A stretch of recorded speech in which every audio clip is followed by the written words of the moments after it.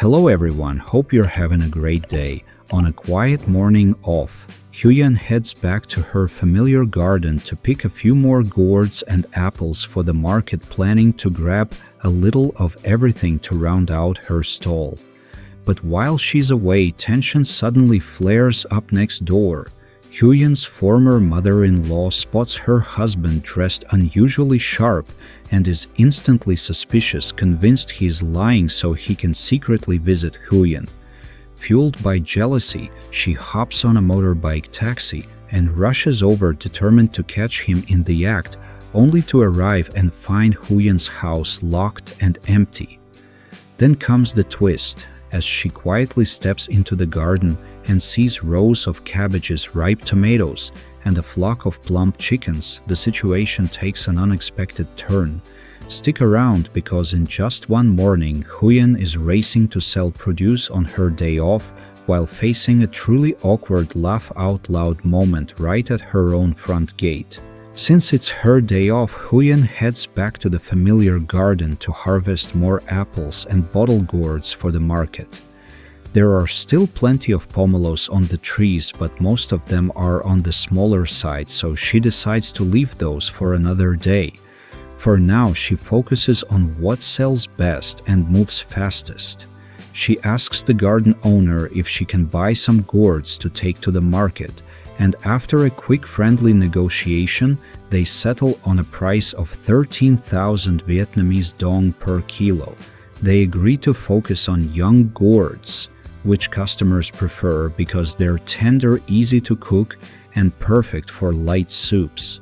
Older gourds, which are better suited for porridge and tend to sell more slowly, are mostly left behind.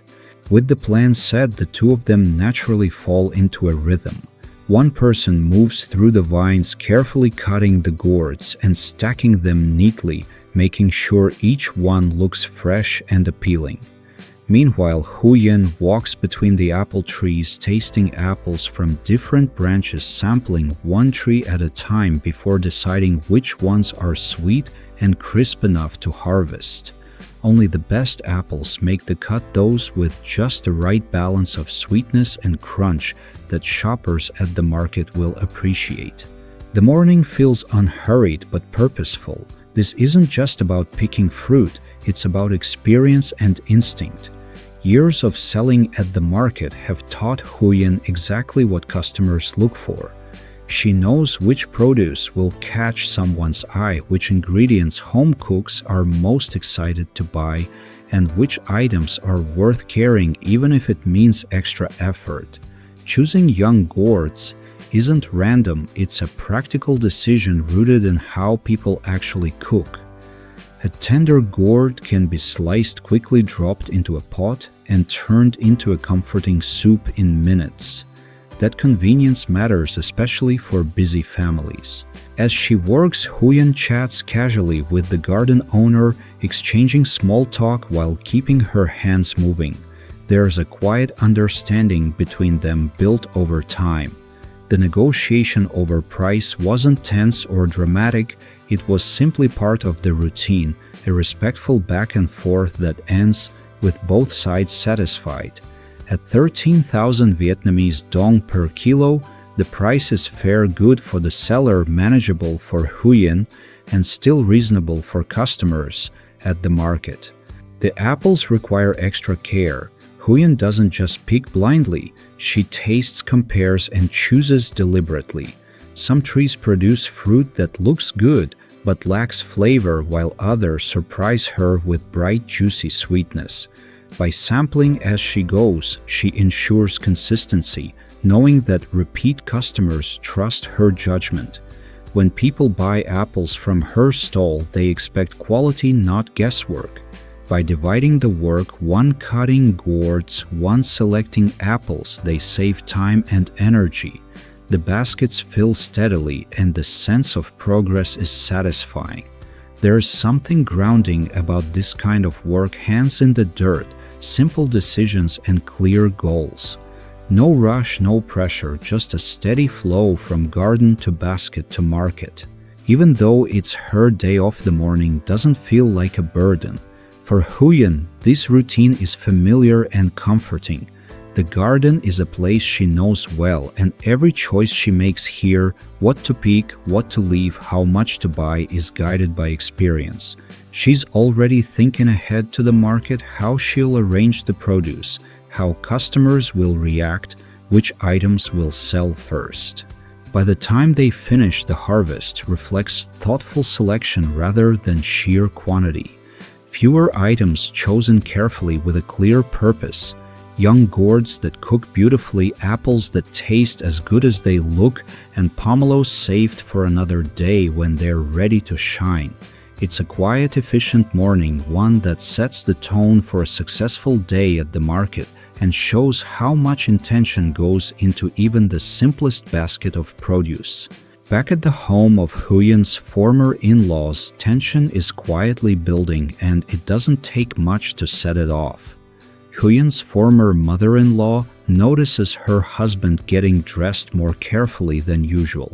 His clothes are neat, his appearance unusually put together, and to her that alone feels suspicious. In her mind, this isn't just a casual outing. She immediately starts wondering where he's really going, and more importantly, who he might be going to see. Her thoughts spiral quickly. Is he lying? Is he meeting someone else? Or worse, is he planning to sneak over to Huyen's house? The more she watches him, the more uneasy she becomes. She presses him for answers, demanding to know exactly where he's going and what he plans to do. Her tone sharpens as she warns him not to lie, making it clear that if she finds out he's being dishonest, there will be consequences. This isn't a casual question. It's an interrogation fueled by jealousy and long-held insecurity. Her husband, on the other hand, is clearly irritated. Being accused like this hits a nerve. He insists that she's overthinking things and says he's simply going out to meet an old friend for a drink and some conversation. Nothing more, nothing secretive. To him, the accusation feels unfair and exhausting.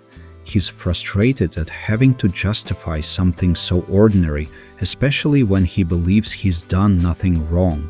But the more he denies it, the more unsettled she becomes. His defensiveness only feeds her doubts. In her mind, his irritation isn't proof of innocence, it's proof that he's hiding something. Old suspicions resurface, mixed with resentment and fear. She replays the situation again and again, convinced that something doesn't add up. Why dress so well just to meet a friend? Why rush out the door? Every small detail becomes evidence in her internal case. Unable to calm herself down, she decides she can't just sit and wait. Words aren't enough anymore, she needs proof. Acting on impulse, she grabs her phone and calls a motorbike taxi. Her decision is sudden but firm. She's going to Huyen's house herself to see what's really going on. If her husband is lying, she wants to catch him in the act. If he's telling the truth, she needs to see it with her own eyes, to finally put her doubts to rest. As she gets on the bike and heads out, her emotions are all over the place. There's anger, anxiety, and a sense of determination driving her forward. She's convinced that this trip will give her the clarity she needs one way or another. In her mind, showing up unexpectedly is the only way to uncover the truth. No excuses, no explanations, just reality. What she doesn't realize is that this impulsive decision is about to pull her into an awkward and completely unexpected situation. What started as a simple suspicion inside her own home is now turning into a full-blown confrontation in the making. And while she's racing toward Huyen's house fueled by jealousy and doubt, she has no idea that things there are not at all what she imagines. This moment marks a turning point. A routine disagreement between husband and wife escalates into action driven by insecurity and unresolved tension from the past.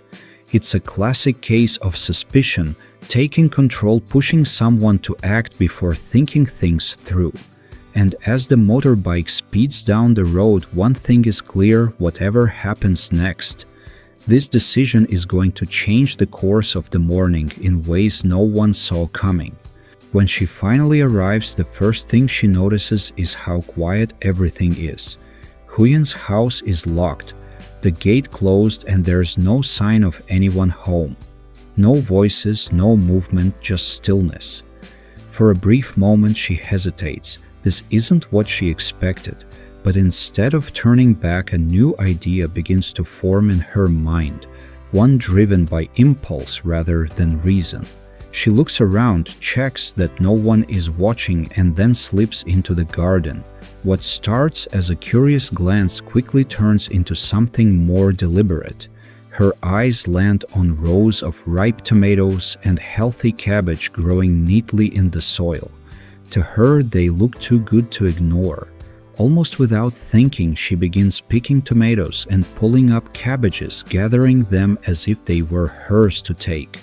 In her mind, she justifies it, maybe as compensation, maybe as entitlement, or maybe simply because no one is there to stop her. As she moves deeper into the garden, something else catches her attention, a flock of plump, well-fed chickens pecking around calmly. She pauses, watching them for a moment, and a different kind of temptation sets in. The weather has been cold lately, and the thought of a warm pot of chicken porridge suddenly feels irresistible. For a split second, she even considers grabbing one of the chickens and taking it home. The idea lingers longer than it should. Just as she's lost in these thoughts, reality snaps back into place. Someone appears. It's Jay's mother.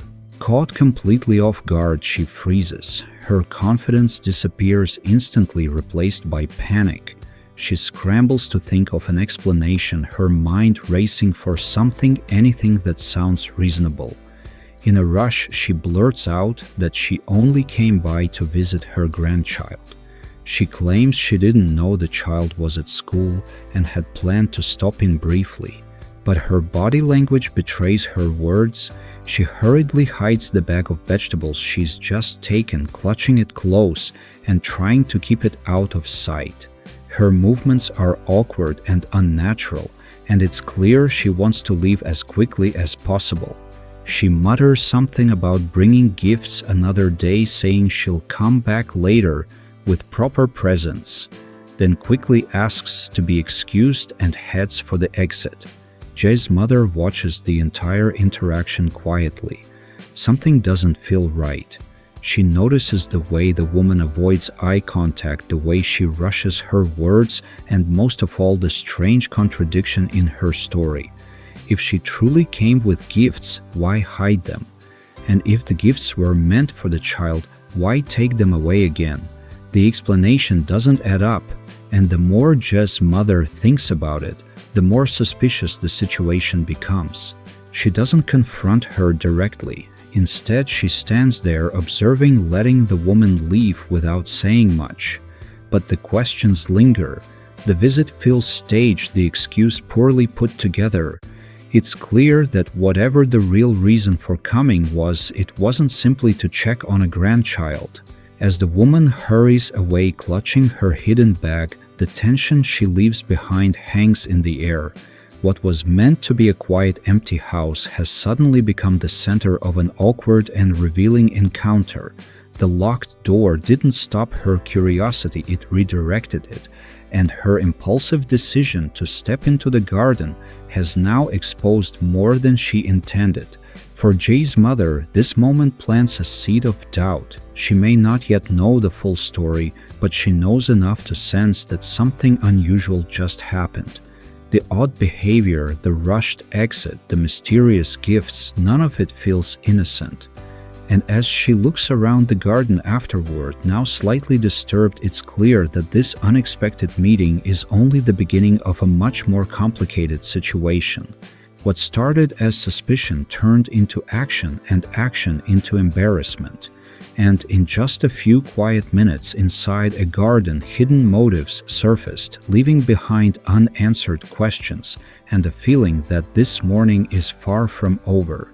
As the days inch closer to Lunar New Year, the feeling of Tet starts to show up everywhere quietly at first, then all at once. In the gardens, people are already busy tending peach trees, grown specifically for the holiday. Every branch, every bud matters. Growers carefully prune, water, and watch the trees, timing everything just right so the blossoms will open at their peak during Tet. A few days too early or too late can mean the difference between a good season and a loss, so there's a mix of hope and nervous anticipation in the air. Out at the market, that same energy is impossible to miss. The Tet market feels different from ordinary days. It's louder, brighter, more alive. Vendors call out to customers, stalls overflow with fresh produce, flowers, and holiday goods, and people move through the aisles with a sense of excitement and purpose. Everyone seems to be preparing for something special, cleaning, cooking, buying, and planning for the most important celebration of the year. Even the cold winter air can't dull the atmosphere. If anything, it sharpens it. Amid all of this, Je's mother finds her thoughts drifting towards something more personal, the future of her son and Huyen. With Tet so close, she feels torn. On one hand, marriage is a joyful thing, something to celebrate properly. On the other hand, everything feels rushed right now. The holiday is just around the corner, and there are already so many things to take care of. Preparing for a wedding at the same time would be overwhelming, and she worries that doing things in a hurry might bring unnecessary stress or regret. She thinks it over carefully and decides that waiting might be the wiser choice. Instead of pushing to get everything done before Tet, she leans toward postponing the wedding until the following year. That way, there's time to choose an auspicious date, one that feels right and brings peace of mind. For her, it's not just about tradition, it's about wanting everything to be settled, thoughtful, and calm. A good beginning matters, especially when it comes to marriage. She plans to take the next step soon. The following day, she intends to go and consult the calendar, look for a good date, and then sit down with Je and Huyen to talk everything through carefully. No pressure, no rushing, just an honest conversation about timing plans and what feels best for everyone involved. In her heart, she wants the two of them to start their life together smoothly, without feeling pushed by the calendar or the holiday rush. Meanwhile, Huyen finishes up her day at the market. Most of her produce sells well in the busy Tet atmosphere, but she's left with a small bundle of bottle gourds. Instead of seeing it as a loss, she smiles and decides to bring them home for family meals. Sometimes what doesn't sell still finds its purpose, just in a different way. After a long day on her feet, the thought of a warm home-cooked dish feels comforting. As evening settles in, a family member comes to pick her up. The market slowly quiets down behind them, the noise fading into the distance as they head home. The winter cold wraps around them, sharp but familiar, and they walk side by side, tired yet content. It's one of those moments that feels simple but meaningful. No big conversations, just shared warmth in the middle of the season's chill. The day closes the way many days do during this time of year, with preparation, reflection, and quiet hope. Tet is coming fast, bringing with it blossoms, markets, family gatherings, and decisions about the future. Between the rush of holiday planning and the calm of everyday life, everyone is finding their balance, moving forward step by step, carried along by the cold winter air and the promise of a new year just ahead. The soft crackle of burning wood fills the kitchen, while she straightens up a corner of the space, moving things around to make room for the days ahead. Outside, she hangs dong leaves out to dry their green color, standing out against the gray winter light, and then comes back in to organize the small pile of holiday supplies she's been slowly gathering for Tet. Nearby, Je's mother sits quietly shelling beans with steady practiced hands. Every so often, she looks up at Huyen with concern. Without stopping her work, she reminds her gently not to push herself too hard, warning that there's still a long day ahead and plenty more to do. Her tone is caring, the kind that comes from experience. Someone who knows that exhaustion sneaks up quickly during the days leading up to the holidays. Huyen nods and smiles, saying she's fine, even as she moves from one task to the next. There's a rhythm to her morning tend, the fire rinse vegetables, check on the leaves, rearrange the kitchen. It's busy, but familiar. Preparing for Tet always feels like this quietly demanding, filled with small details that all need attention at once. Ji appears briefly already dressed for work. He mentions that he needs to leave earlier than usual today, his voice casual, as if it's nothing out of the ordinary. But before heading out, he pauses. He stands there for a moment, watching Huyen as she works at the sink sleeves, rolled up hands, moving quickly under cold water. After a short silence, he smiles and asks almost offhandedly, "So, have you thought about what you're going to wear for Tet this year?" Huyen doesn't even turn around. Still washing vegetables, she answers lightly, "Anything is fine. As long as there's enough food to eat, that's what matters." Her response is easy, almost carefree. But there's something beneath it, a practicality shaped by years of putting necessities first. To her, clothes are a luxury, something that can always come later. Feeding the family, keeping the house running, making sure everything is ready for the holiday, that's what counts. Joe doesn't argue. He doesn't tease her or press the issue. He simply nods as if he understands completely and turns toward the door. From the outside, it looks like the conversation ends there, just another small exchange before a busy day begins. But what Huyen doesn't know is that Jay has already made a quiet decision of his own. Over the past several days, he's been setting aside a little money from each day's wages. Not much at a time, just enough to slowly add up. He hasn't mentioned it to anyone, keeping the plan to himself. Through a friend he trusts at the district market, he's already asked for help reserving something special. A traditional aodai, neatly folded and waiting. It's nothing extravagant, but it's chosen with care, something he believes will suit her. Something she wouldn't buy for herself. As he steps out into the cold morning to head to work, that thought stays with him. He knows Huyen would never ask for something like this. She would brush it off, say it's unnecessary, say the money should be used elsewhere. That's exactly why he wants to do it. For once, he wants her to have something just for herself, something that reminds her that she matters too, especially during Tet. Back in the kitchen, life goes on as usual. Huyen keeps working. Ja's mother continues shelling beans, and the quiet warmth of the stove slowly pushes back against the cold. On the surface, it's an ordinary winter morning filled with chores and simple conversation. But underneath it all, a small, thoughtful surprise is already taking shape, one born from care, patience, and a quiet kind of love that doesn't need to be spoken out loud. That afternoon, Jay casually tells Huyen to come with him to the market to pick up a few more things for the Tet offerings. The moment he says it, Huyen's worry shows. She turns to him quickly and shakes her head. "Please, let's save where we can," she says. There's already so much we still need at home.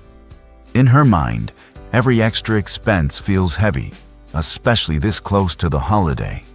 Tet may be a time of celebration, but it's also a time when money disappears faster than expected. Ja doesn't argue. He just smiles in that calm, reassuring way of his and says, "It'll only take a minute." His tone is light, almost casual, as if there's nothing more to it. Reluctantly, Huyen agrees, still thinking he's probably planning to buy incense fruit or a few simple items for the altar. The market is lively, wrapped in the familiar buzz of late afternoon. Vendors call out to passers-by, scooters weave through narrow paths, and the air carries a mix of cold wind and warm smells from food stalls nearby. Huyen walks beside Ji, already mentally calculating prices, preparing herself to gently protest if he starts reaching for anything unnecessary. But instead of stopping at the usual stalls, Jia leads her toward a shop she recognizes well, a fabric stall they've passed many times before. Huyen slows down, confused. Before she can ask anything, the shop owner spots them and immediately breaks into a wide smile, clearly expecting them. With an easy familiarity, she pulls out a roll of fabric, spreading it across the counter as if to distract Huyen, then reaches into a bag beneath the table. From inside, she carefully takes out a neatly folded aodai. For a moment, everything seems to freeze. Huyen stares at the garment in disbelief. Her mind struggles to catch up with what she's seeing. Wait, who ordered this? She asks, her voice barely above a whisper, half afraid there's been some kind of mistake. The shop owner doesn't answer right away. Instead, she turns her head slightly and looks at Joe with a knowing smile. He did, she says simply. He ordered it for you. Huyen turns to Jia, her expression a mix of shock and embarrassment. Her cheeks warm instantly. She opens her mouth, then closes it again, unsure of what to say. Finally, the words come out tangled and rushed. Why? Why would you buy this? It must have cost a lot. Her reaction is exactly what Jia expected. She's flustered, uncomfortable, already thinking about money instead of the gift itself. He doesn't rush to explain. He just stands there quietly, letting the moment settle. The shop owner gently unfolds part of the aodai, letting the fabric fall smoothly into view. The color is soft and elegant, neither flashy nor plain, something that feels just right for Tet. It's clear that care went into choosing it. This isn't an impulsive purchase, it's something that's been planned. Huyen keeps glancing between the dress and Jia, her emotions written all over her face. There's gratitude, disbelief, and a deep sense of unease all mixed together. To her, this feels extravagant. She's spent so long putting essentials first, food offerings, daily expenses, that something like this feels almost forbidden. I really didn't need this, she says quietly, her voice softer now. That money could have gone toward so many other things. Jia finally speaks. His voice is calm, steady, and warm. He tells her not to worry, that he planned for it, little by little, that it didn't take away from anything else. He doesn't frame it as a sacrifice or a grand gesture. To him, it's simple. Tet comes once a year, and he wants her to have something special, something just for her. The shop owner watches the exchange with a gentle smile, clearly used to moments like this. She knows this isn't just about a piece of clothing. It's about care, intention, and the quiet ways people show love. Around them, the market noise continues as usual. People bargain, laugh, hurry past with bags full of holiday goods. But inside that small fabric stall, time seems to slow down. Huyen carefully touches the fabric, her fingers lingering, as if to confirm that it's real. She doesn't say much after that. Words feel unnecessary. Her expression softens the tension in her shoulders, easing just a little. The embarrassment is still there, but it's slowly giving way to something warmer, a feeling she doesn't often allow herself to indulge in. As they stand there together, it becomes clear that this trip to the market was never about buying more offerings. It was about reminding Huyen that she deserves to be cared for too. And in the middle of a busy, cold afternoon before Tet, That quiet surprise changes the mood entirely, turning a simple errand into a moment neither of them will forget. Jia gently places the aodai into Huyen's hands.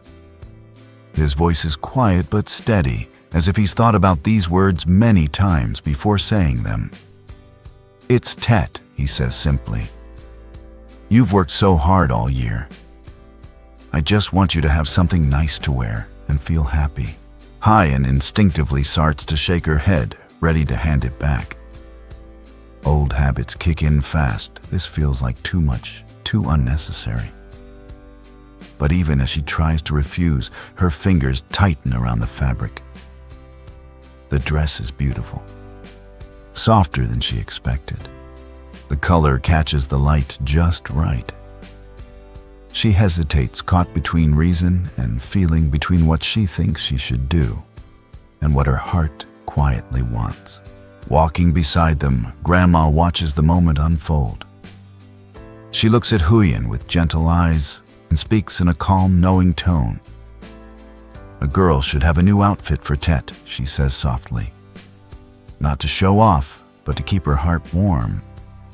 The words land deeper than anyone expects. Huyen feels her throat tighten, her eyes suddenly burning.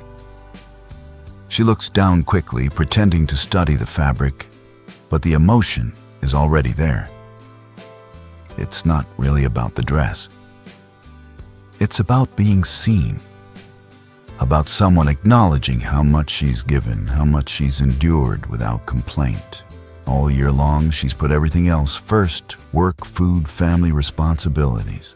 There was never room to think about herself. Just shifts awkwardly beside her, clearly uncomfortable with the attention. He scratches the back of his head, his ears turning slightly red. "I don't really know how to pick these things," he admits. "I just thought this color seemed like you."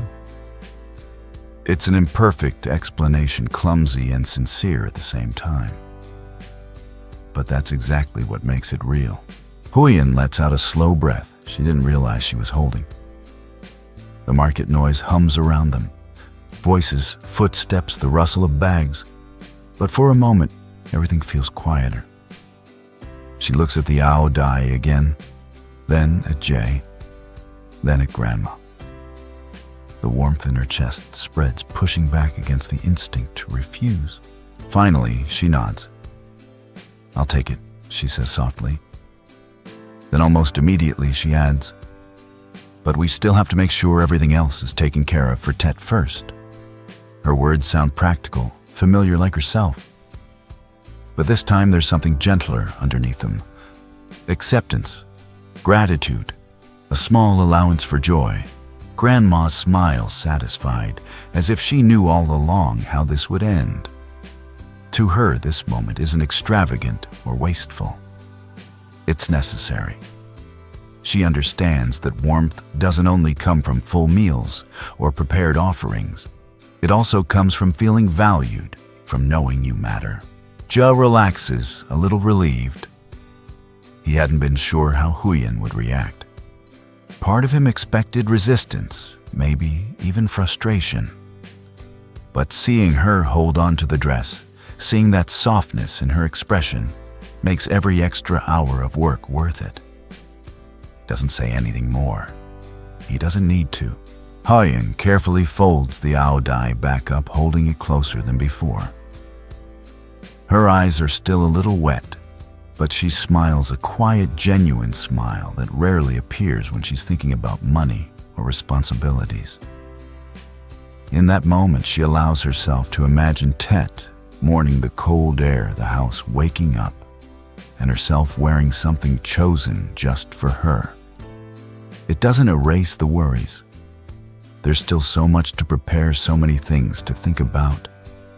But it adds something important to the season, a sense of warmth that goes beyond food and tradition. As they continue walking through the market, the cold feels less sharp. The air still bites, but there's a comfort underneath it now. This small gesture, simple and unspoken, has shifted the mood entirely. It's a reminder that Tet isn't only about duty and preparation. It's also about care, kindness, and allowing happiness to exist even quietly. And for Huyen, that realization stays with her wrapped gently in folded fabric and held close to her heart. That evening, once the house settles into its usual quiet, Huyen slips into the bedroom and carefully closes the door behind her. She takes the aodai from where it's been folded and hung with extra care, smoothing the fabric with her hands before putting it on. When she looks in the mirror, she barely recognizes herself at first. The dress fits perfectly clean lines, flattering without trying too hard. It makes her look brighter somehow, more put together, as if the long years she's carried on her shoulders has lifted just a little. She turns slightly from side to side, still unsure, still half expecting something to feel off. But it doesn't. Everything sits just right. Outside the room, Grandma waits by the door. When Huyen finally steps out, Grandma's face lights up. She smiles, the kind of smile that comes from the heart, warm and approving.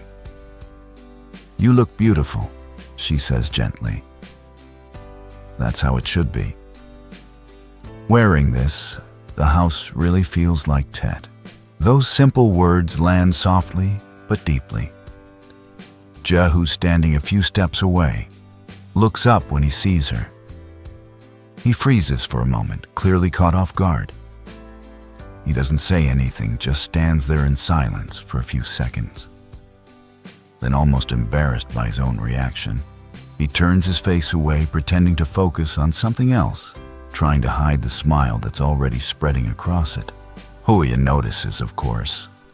Her ears warm instantly. She reaches down to straighten the hem of the dress, tugging at it slightly in a shy, awkward gesture. "I'm done trying it on," she says quietly. Then, almost automatically, she adds, "Tomorrow, I'll still go to the garden like usual, okay? Old habits again." Even in this moment, she's thinking ahead to work.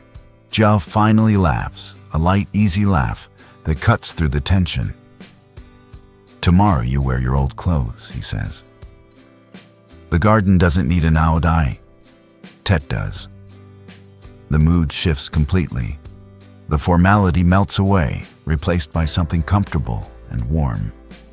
Huyen smiles, the kind that reaches her eyes, and carefully takes the dress off to hang it neatly nearby, exactly where she can see it. Later, the family gathers for dinner. The wind outside is sharp and cold, rattling softly against the walls. But inside the kitchen, the fire burns bright. The glow from the stove fills the room with warmth, casting soft light on familiar faces. Bowls of rice and simple dishes are set out on the table, steam rising as everyone settles in. It's an ordinary meal in many ways. No grand feast, yet no special ceremony, but the atmosphere feels different. Calmer, fuller. As they eat, Huyen's eyes drift occasionally to where the aodai hangs carefully arranged and waiting. Seeing it there brings an unexpected sense of ease. For once, her thoughts aren't racing ahead to what still needs to be done or what might go wrong. Instead, there's a quiet reassurance settling in her chest. This Tet, she realizes, isn't just about sticky rice, banana leaves, or beans soaking overnight. It's not only about preparation and responsibility. It's also about moments like this, small, thoughtful gestures that remind her she's cared for, that she's seen, that someone noticed how much she's given all year long and wanted to give something back, even in a simple way. She listens to the soft clink of bowls, the low hum of conversation, the wind howling outside, while the fire crackles steadily beside them. The contrast feels comforting, winter cold on the outside, warmth and light within. Huyen takes a slow breath and lets it out her shoulders, relaxing in a way they haven't for a long time. Hanging there quietly, that dress represents more than a holiday outfit. It's a reminder that Tet doesn't only arrive through traditions and rituals, It arrives through care, through kindness, through unexpected moments that make the heart feel lighter. And as the family finishes dinner together, Huyen knows this Tet will be different. Not louder, not more extravagant, just warmer in the way that truly matters. Early in the morning, the air is still sharp with cold, but the first hints of sunlight are already breaking through. It's that in-between moment of the day, when winter hasn't fully loosened its grip. Yet the light promises something gentler ahead. Huyen is awake early, moving quietly as she sweeps the yard, and the sound of the broom brushing against the ground, steady and familiar. When she finishes, she carefully brings out the new aodai. She doesn't rush. Instead, she hangs it neatly on the line, smoothing the fabric with both hands so every fold falls just right. Once it's straight, she gently drapes a thin cloth over it, protecting it from dust and morning dew. The gesture is small, almost ceremonial, as if she's safeguarding something precious rather than just a piece of clothing. A moment later, Jess steps outside. The cool air hits his face as he stretches, then his eyes land on the aodai, swaying lightly in the breeze. He pauses, a smile slowly spreading across his face. "You're really taking care of it," he says, half amused, half pleased. "That way, when you wear it again later, it won't have a single wrinkle." Huyen hears the warmth in his voice, but chooses to respond differently. She straightens up and puts on a mock serious expression. "Nice clothes are for Tet," she says firmly. "Today is just another work day. I still have things to do." Her tone is playful, but there's truth behind it. To her, celebration and responsibility have clear boundaries. Work comes first. Special things are saved for special moments. Jay nods, accepting her answer without argument. He knows her well enough to understand that this is simply who she is. But even as he turns away, his eyes keep drifting back to the aodai. He glances at it once, then again, as if worried it might somehow disappear if he looks away for too long. The sunlight grows stronger, catching the fabric beneath the thin cloth, making it glow softly. For Huyen, the sight brings a quiet sense of calm. The dress isn't being worn yet, but just knowing it's there, carefully hung waiting, feels reassuring. It's a reminder that Tet is close, that there will be a moment set aside just for joy, no matter how busy or tiring the days feel right now. Around them, the house slowly wakes up. Somewhere inside, there's the faint sound of movement, maybe a pot being set down or footsteps crossing the floor. Life continues at its usual pace. They're still sweeping to finish meals, to prepare work waiting beyond the gate. Nothing about the morning is extravagant or dramatic. And yet, something is different. The aodai, hanging in the early light, represents more than a holiday outfit. It carries intention, care, thoughtfulness. For Jie, it's proof that his quiet plan worked, that she has something beautiful waiting for her. For Huyen, it's a rare indulgence she didn't allow herself to ask for, now gently woven into her everyday routine. She picks up the broom again and continues sweeping the rhythm, grounding her. But every so often her gaze flicks back toward the line, checking that the cloth hasn't slipped, that the dress is still safe. She doesn't smile openly, but there's a softness in her expression that wasn't there before. Jen notices this too. He doesn't say anything, doesn't tease her or make a big deal out of it. He just stands there for a moment longer, committing the image to memory. The quiet yard, the early sun, Huyen moving steadily through her chores, and the aodai hanging between them like a promise of what's to come. Soon enough, the day will pull them back into its demands. But for now, in this brief morning pause, everything feels balanced. cold and light. Work and celebration, practicality and tenderness. And even though Huyen insists today is just another working day, both of them know the truth. Tet is already here, not in fireworks or feasts yet, but in small, careful moments like this, where a simple piece of fabric hanging in the sun is enough to warm the heart. Out in the garden, both of them are busy with their own tasks. When Ja's mother, Grandma, calls out from the kitchen, her voice warm but firm. "You two come in here for a minute. I want to talk." Huyen wipes her hands on the edge of her apron and heads inside. The kitchen feels instantly welcoming.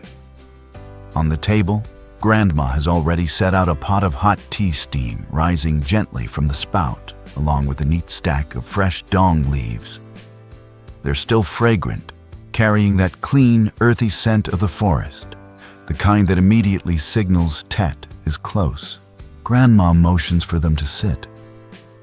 She doesn't rush. Pouring tea slowly, she explains that this year they won't be making a big batch of holiday cakes. There's no need to overdo it, she says. Just a small pot will be enough. But what matters is doing it properly, taking the time, wrapping them neatly, cooking them with care. It's not about quantity, she adds calmly. It's about having that feeling of togetherness. Jay shifts slightly, already thinking about the work waiting outside. He opens his mouth ready to say that he's busy, that there's still so much to get done. But before he can finish the sentence, Huyen gently reaches over and tugs at his hand. "Let's just make a small batch," she says softly. "Enough to enjoy? It'll be warm and it'll be fun." Her voice isn't loud or insistent, but there's something steady in it. She's not asking him to abandon responsibility, just to pause briefly and make room for something meaningful. Grandma watches the exchange quietly, a faint smile forming at the corners of her mouth. She's seen enough seasons, enough Tet holidays to know how easy it is for people to get caught up in being busy and forget why these traditions exist in the first place. She nods, her tone gentle but certain. "You've already got a new aodai," she says, glancing toward Huyen. "Now add a pot of cakes, and that's enough for Tet." The words are simple, but they carry weight. Huyen feels it immediately. A warmth spread through her chest, not just from the tea, but from the realization that Tet doesn't have to be perfect or exhausting to feel complete. It doesn't require excess or stress. Sometimes it's these small, intentional things that matter most. Jay exhales quietly and gives a small nod. The resistance fades from his posture. He looks at the dong leaves on the table, then at the tea, then at the two women in front of him. There's something grounding about the scene, so ordinary, yet so full. The kitchen hums softly with life. Outside, the cold air still lingers, but in here it feels contained, held back by warmth and familiarity. The leaves rustle slightly as Grandma adjusts the stack, her hands moving with practiced ease. She's done this countless times before, but each year carries its own meaning. For her, making cakes isn't just about food. It's about slowing down, sitting together, letting hands work while hearts settle. It's about creating a shared memory, even if no one says it out loud. Huyen glances at Jay, giving his hand another gentle squeeze. She knows he worries about time, about money, about doing everything right. But she also knows this moment matters. Years from now, it won't be the errands or the chores that stand out. It'll be the image of steam arising from a pot, the smell of dong, leaves the sound of quiet conversation in the kitchen. Jai catches her look and gives a faint smile, one that says he understands. Maybe not fully, but enough. Grandma pours another round of tea and settles back slightly satisfied. In her mind, the picture is coming together. A new dress, a small pot of cakes, a family gathered even briefly in the middle of a busy season. That's Tet. Nothing more is needed. Outside, the garden waits. There will still be work to do. But for now, in this moment, time stretches just enough to hold them all. The warmth of the tea seeps into their hands. The scent of leaves fills the air. And the quiet decision is made not loudly, not ceremoniously, but together. This Tet won't be extravagant. It won't be rushed. It will be built from small choices like this one, choosing to sit down, choosing to make something with care, choosing warmth over hurry. And as they sit there in the kitchen, surrounded by simple things that suddenly feel important, it becomes clear that the holiday has already arrived, not through decorations or feasts, but through the quiet agreement to be present, to share, and to keep the season gentle and whole. As afternoon settles in, the house slowly fills with activity.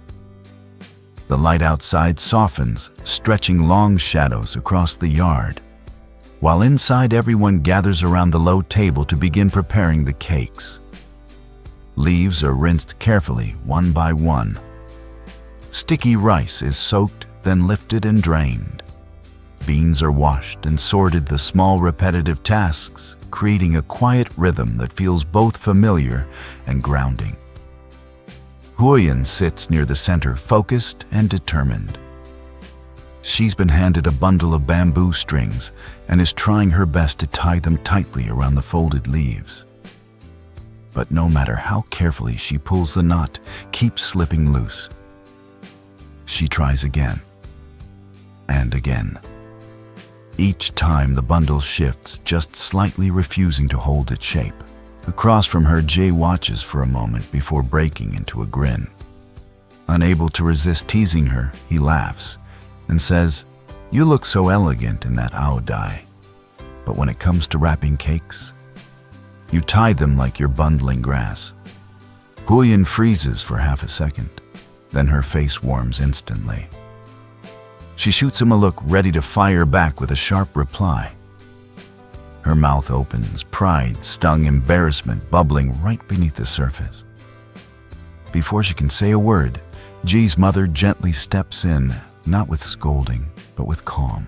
She reaches over, takes Huyen's hands in hers, and slowly loosens the string. With practiced movements, she adjusts the leaves, folding them more carefully, pressing each edge into place. Her voice is steady and reassuring. "Whatever you do," she says softly, "take your time. Don't rush it. Sticky rice can sense impatience. If you hurry, the cake will fall apart." The words are simple, almost playful, but they carry the weight of experience.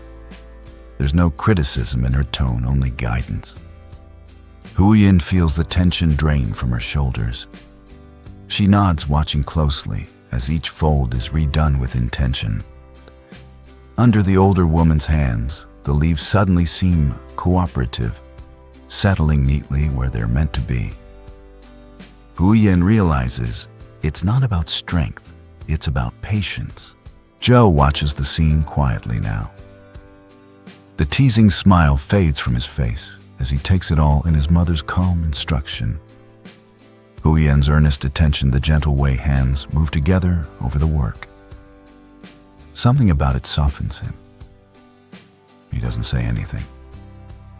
Instead, he reaches to the side, gathers a few extra bamboo strings, and slides them across the table toward Huyen. Then, without a word, he sits closer and starts wrapping cakes himself, working alongside her to keep pace. The mood shifts. What began as light teasing turns into quiet cooperation. The sound of laughter fades, replaced by the soft rustle of leaves, the subtle scrape of string against bamboo, the steady breathing of people focused on the same task. The kitchen feels warmer, not just from the heat of the fire, but from the shared effort. Huyen glances at Ji, surprised by his silence, but grateful. She copies the way his mother folded the leaves, slowing her movements, feeling each step instead of rushing through it. This time when she ties the string, it holds. She exhales, a small smile breaking through. Outside, the sky deepens into evening. The cold air presses against the windows, but inside the room is alive with quiet warmth. A pot is readied nearby, water beginning to heat for later. The smell of soaked rice and fresh leaves blends into something unmistakably seasonal. Ja's mother watches them work, saying little now. She doesn't need to. Her lesson has landed. She knows moments like this, unremarkable on the surface, are the ones that linger. Not because everything is done perfectly, but because everyone is present. For Huyen, this afternoon feels different from other days of work. There's no rush to finish, no pressure to prove herself. Mistakes are corrected gently. Laughter comes and goes. And when she struggles, someone is there to steady her hands instead of pointing out the flaw. Ja ties another knot, this one firm and neat, then passes the finished bundle forward. He catches Huyen watching him and shrugs slightly, as if to say it's nothing. But the quiet decision to sit down and help speaks louder than words. As more cakes line up on the tray, each one wrapped a little tighter than the last, the sense of togetherness grows. This isn't about skill or speed. It's about learning, sharing, and staying with the task until it feels right. By the time the first pot is ready to go on the stove, the daylight has nearly faded. The family pauses for a moment, looking at what they've done so far. It isn't perfect, but it's theirs. And in that simple afternoon of washed leaves, loose knots, gentle correction, and silent support, Tet quietly takes shape, not as something grand or ideal, but as something real, warm, and shared. As night settles in, the pot of cakes begins to simmer softly out on the porch. The water bubbles and pops in a steady rhythm, sending thin curls of smoke into the air. The scent of burning wood mixes with the rich, earthy aroma of dong leaves, filling the space with a warmth that feels unmistakably like the holidays. It's the kind of smell that lingers in your clothes and hair, the kind that quietly announces that something meaningful is happening. Inside, Huyen moves gently as she pours a cup of hot ginger water and hands it to Ja's mother. Her voice is low and respectful when she speaks. "Thank you," she says softly, "for yesterday, for not asking too many questions." Ja's mother accepts the cup, her hands wrapping around the warmth. She takes a small sip, then looks at Huyen with a calm, knowing expression. A faint smile crosses her face. "I don't need to ask much," she replies. "I can tell everything I need to know by watching how you live." The words are simple, but they land deeply. Huyen lowers her eyes slightly, feeling a tightness in her chest she didn't expect. It isn't guilt or relief exactly, it's recognition. Being seen quietly and without judgment. Nearby, Ja sits on a low stool, listening without interrupting. The firelight flickers across his face as he looks from his mother to Huyen, then back towards the pot outside. After a moment, he speaks, his voice barely louder than the crackling fire. "This Tet," he says, hesitating just a bit, "let's do things properly. Let's really start over." He doesn't explain what he means. He doesn't have to. Huyen doesn't answer right away. She keeps her eyes on the pot, watching the lid tremble slightly as the water boils underneath. The sound is steady, reassuring. Instead of responding with words, she simply nods. That small movement says enough. In that moment, something settles inside her. The feeling that Tet is close suddenly becomes real, not because of fireworks or crowded markets, not because of decorations or noise, But because of this quiet scene, a pot gently boiling warm drinks passed hand to hand, and people sitting together without rushing or demanding more than what's already there. The night air outside is cold, pressing in from all sides. But near the fire, the warmth holds steady. Shadows dance on the walls, and the low murmur of the boiling pot blends with the soft sounds of breathing of presence. No one feels the need to fill the silence. Huyen thinks back over the past days, the surprise of the aodai, the careful way it was chosen, and set aside the afternoon spent wrapping cakes with clumsy knots and patient hands guiding hers. None of it was extravagant. None of it was loud. But each moment added something layer by layer, building a sense of belonging she hadn't realized she was missing. She glances briefly toward where the aodai is hanging inside, neatly arranged, waiting for the right moment. It's more than a gift. It's a reminder that someone thought of her, saved for her, wanted her to feel special without her having to ask. Ji's mother sits quietly now, sipping her ginger water, watching the fire. Her posture is relaxed, content. For her, this is enough. A simple pot of cakes, a family gathered close, no unnecessary tension. She understands that peace doesn't come from explanations, it comes from consistency, from watching how people show up day after day. Ja shifts slightly beside Huyen, closer than before. He doesn't reach out or make a show of it. His presence alone is enough.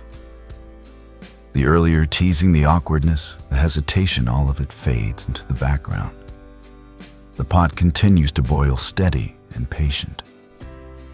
It will take hours yet, but no one is in a hurry. This is part of the ritual, staying up, checking the fire, sharing small conversations, or sitting in comfortable silence. Time slows down around the stove. Huyen feels her shoulders relax, the constant tightness she carries easing just a little. For once, she isn't thinking ahead to the next task, the next worry. She's right here in this moment, listening to the fire and the water, feeling the warmth on her skin. She realizes then that Tet has already arrived, not in spectacle, not in abundance, but in the quiet certainty that she is cared for.